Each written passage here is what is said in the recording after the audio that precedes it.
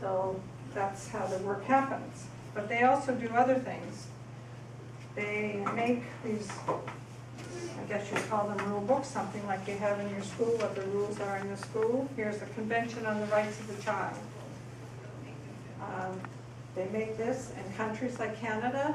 They agree to follow what this convention is saying. And this was only made, did you realize that until this was made, that there was no guideline for any country in the world about what the rights of children should be, and this was only made in 1989.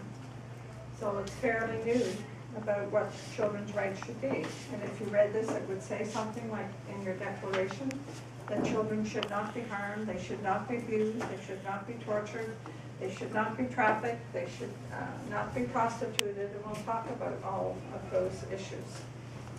And they make other ones. This is, and what Canada does, it's like a report card. Canada, every 4 years, has to report to the United Nations and say, this is what we're doing in Canada to promote human rights, the rights of children, the rights of adults, what happens in our country. So if you're an NGO, you can make your own report, like the Canadian Federation of University Women, which Linda and I belong to. We wrote what we call a shadow report.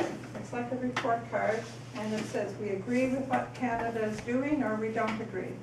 In this case, we didn't agree. We think Canada is not doing enough to prevent torture of children and adults, and we'll talk about that.